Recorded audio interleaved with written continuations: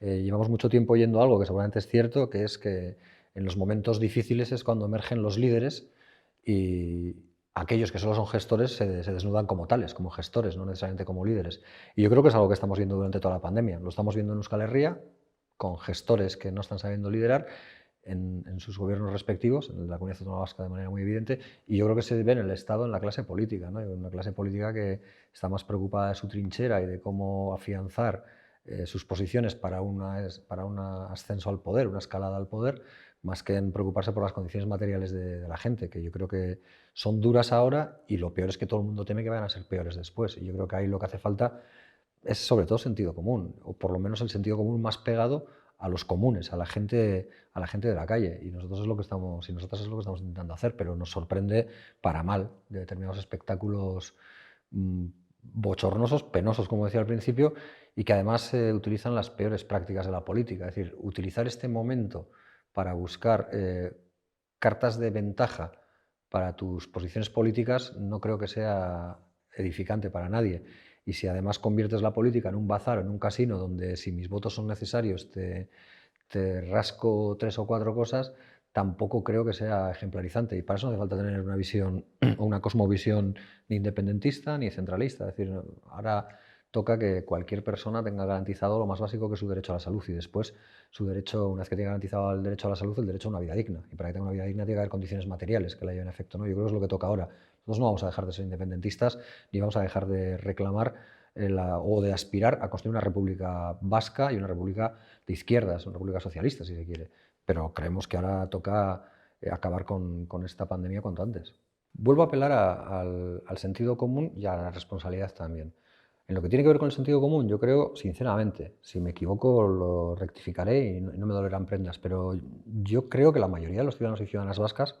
ahora no están pensando en cuándo tocan las elecciones y las ganas que tengan de ir a un colegio electoral a votar en una urna, sino lo que están pensando, y en eso seguramente no son muy diferentes de los ciudadanos del Estado español o de los europeos o de los del mundo, de cuáles van a ser, primero, de cómo van a poder salir de esta pandemia. Están deseando cruzar los dedos o cruzan los dedos para poder decir que han salido indemnes o ilesos, y la segunda, cómo van a afrontar ese Everest que parece que tenemos en lo económico, ahí a las puertas, ¿no? Yo creo que esa es la realidad, y nosotros lo que le estamos insistiendo siempre al gobierno de Urkullu es que se olvide por un momento de las elecciones, que plantee las medidas necesarias y urgentes para garantizar la salud de todas las personas y para dotar de medios materiales, de recursos a todas las personas que van a tener dificultades muy severas en los próximos meses. Estamos hablando de dificultades tan severas como no poder pagar alquileres, como no poder pagar la luz, no poder pagar el agua, vivir en situación de pobreza severa. Eso es lo que tendría que ocuparnos ahora a todos y a todas. Y luego llegarán las elecciones, y en las elecciones nos mediremos y serán los resultados, se darán los resultados que se tengan que dar. Sin embargo, nos resulta llamativo que el PNV decida incorporar como uno de sus elementos de batalla para este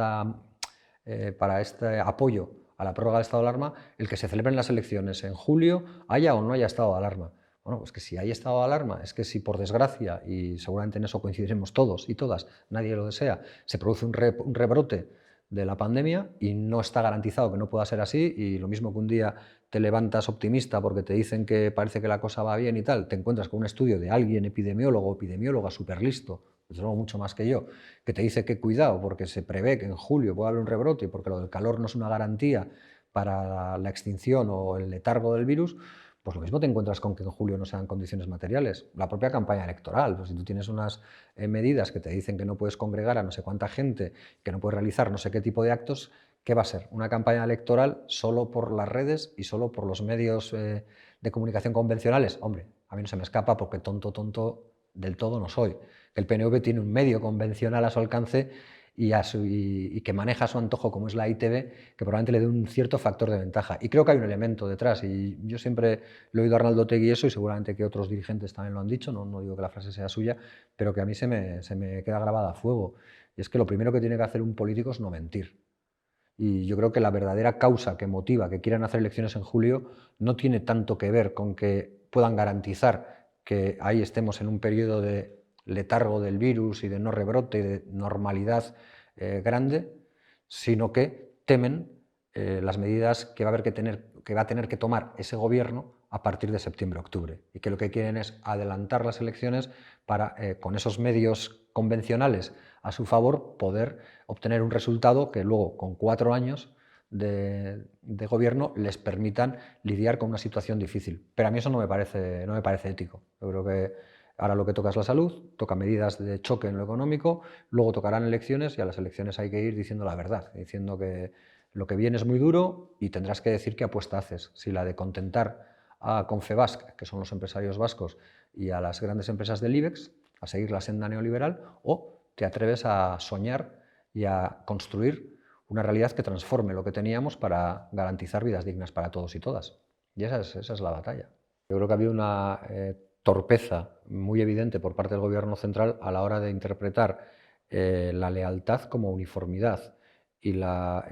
necesaria colaboración como adhesión inquebrantable. Yo creo que eso lo ha entendido muy mal el Gobierno y ha decidido hacer un mando único que lo que hacía era eso, mandar a las comunidades autónomas lo que tenían que hacer, sin dejarles espacios para la aportación. Porque si la salida tiene que ser asimétrica, es porque la realidad es asimétrica, la de esta pandemia, pero también la del Estado español. Y por tanto yo creo que lo lógico y lo razonable hubiera sido que desde el minuto 1 la colaboración hubiera estado encima de la mesa. Con la llegada del COVID a nuestras vidas, pues todos entramos en una especie de, todo entra en una especie de parón,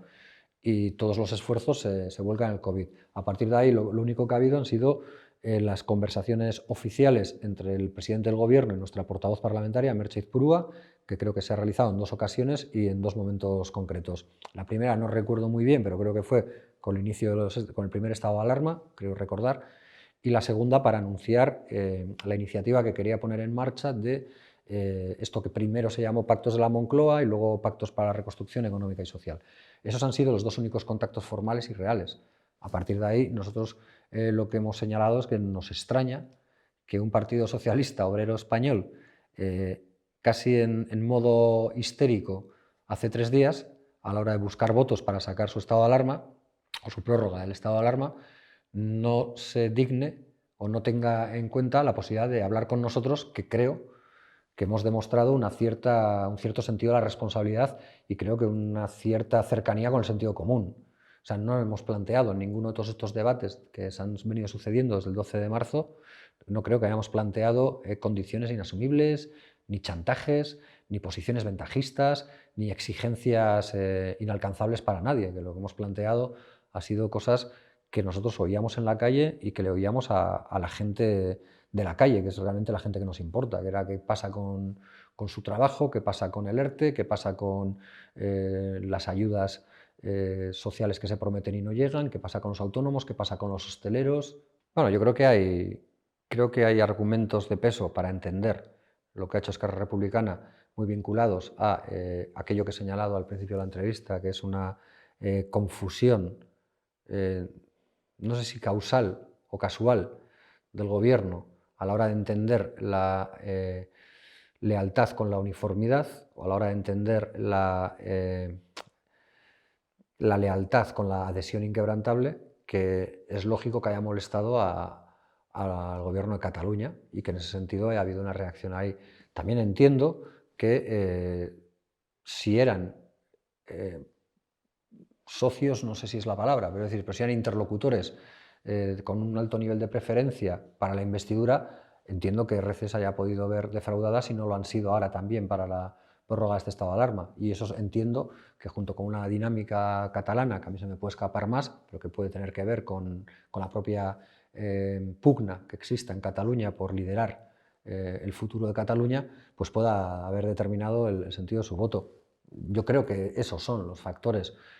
Más allá de eso, como Euskal Herria Bildu, nosotros ya señalamos que nuestra apuesta con Esquerra Republicana de Cataluña, o con la CUP, o con EBNG, o con Junts, es decir, con aquellas formaciones políticas que han firmado la Declaración de la Lotja de Barcelona, con RC todavía en mayor lugar, porque firmamos ya con carácter previo un acuerdo estratégico, sigue intacta. Es decir, podremos disentir o diverger en determinadas votaciones, como en la de hoy, por todo lo que he señalado antes. Nosotros hemos hecho una lectura que nos dice que ahora lo que toca es no dejar tirado a ningún trabajador ni trabajadora de nuestro país ni del Estado español, y que luego ya tocará lo demás. Pero, como digo, con independencia de esa divergencia puntual, nosotros seguimos apostando por el acuerdo estratégico, porque creemos que el soberanismo no está no ha dicho ni de lejos su última palabra. Todos decíamos que el soberanismo iba a ser determinante en estas elecciones, lo decíamos en campaña electoral y acabó siéndolo para la propia investidura de Sánchez. Decíamos y decimos que el soberanismo puede ser la palanca de cambio real y efectiva para ir hacia un Estado más democrático, más plurinacional y más fuerte en derechos y libertades, y seguimos pensando que es así. Por tanto, el recorrido conjunto que podemos hacer los compañeros y compañeras de Euskal Herria Bildu con otros compañeros y compañeras catalanes, gallegos o de otros lugares en clave soberanista sigue siendo fundamental y nosotros vamos a seguir trabajando ahí. Gabriel Rufián ha dicho en más de una ocasión, y yo estoy muy de acuerdo con él, que dice dos cosas. Una, que a nosotros nos ha unido el espanto de la extrema derecha que tenemos en la bancada de enfrente, y eso es cierto, porque no hay, es decir, es mucho más la aversión a la extrema derecha y a las políticas de las extremas derechas que las sintonías con determinados puntos de la agenda política del Partido Socialista Obrero Español. Y también ha señalado en más de una ocasión que a este gobierno había que empujarle a hacer cosas, porque si no podía tener la tentación de quedarse parado para no inquietar a los poderes fácticos del Estado español, que siguen existiendo y que son capaces de presionar de manera muy intensa. Yo, que comparto esas dos reflexiones,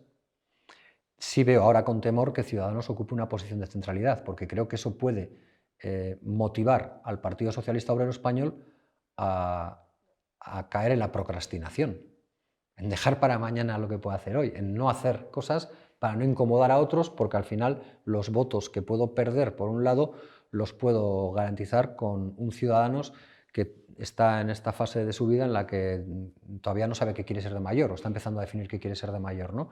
Entonces, eso sí me preocupa, porque lo que eso significa, para que se me entienda muy claro, no es un ataque de celos. Desde Euskal Herria Bildu nunca hemos querido ni nunca vamos a estar formando parte de un gobierno del Estado español. Que se queden tranquilos también los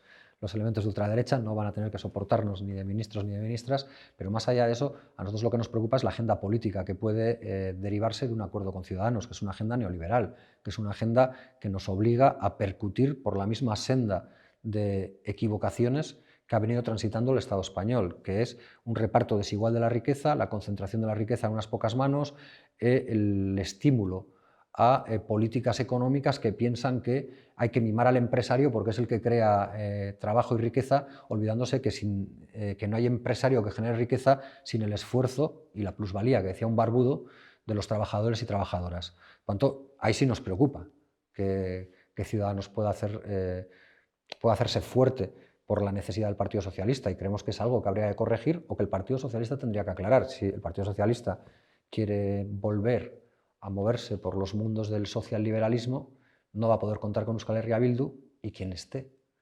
amarrado a ese gobierno tendría que explicar qué hace en ese gobierno. Pero, como digo, ese no sería nuestro caso, porque ni estamos ni nos esperan, y, como decía, para tranquilidad de los fachas, que existen, aunque alguno no lo conozca, pues tampoco vamos a estar.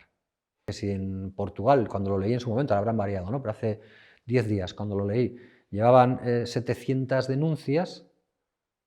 en el Estado español llevaban 78.000. Esto no, uno hace millones y la regla fácil está de la regla de 3 y te sale muy bruto lo del Estado español. Entonces, ¿qué pasa? ¿Que miente el que sale diciendo que el comportamiento es ejemplar, o que hay un exceso de celo por parte de algunos servicios policiales que tiene más que ver con una mentalidad de sabueso en algunos casos que con una de hacer cumplir la ley? Porque yo creo que se puede hacer cumplir la ley de muchas maneras, y yo creo que hemos visto escenas muy dantescas, ¿no? Yo en las redes sociales he visto comportamientos policiales que son injustificables. Lo son fuera del estado de alarma y lo son también en el estado de alarma. Desde golpes injustificados hasta actitudes chulescas y prepotentes, xenófobas, como la de Benidorm recientemente y demás. Yo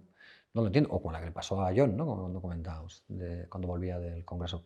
Yo creo que ahí no se está haciendo bien, y a mí me preocupa. Me preocupa que ante una sociedad, y esto lo explica muy bien Naomi Klein con su doctrina del shock, me preocupa que ante una realidad de miedo extendido entre la sociedad y de la necesidad de ser protegido,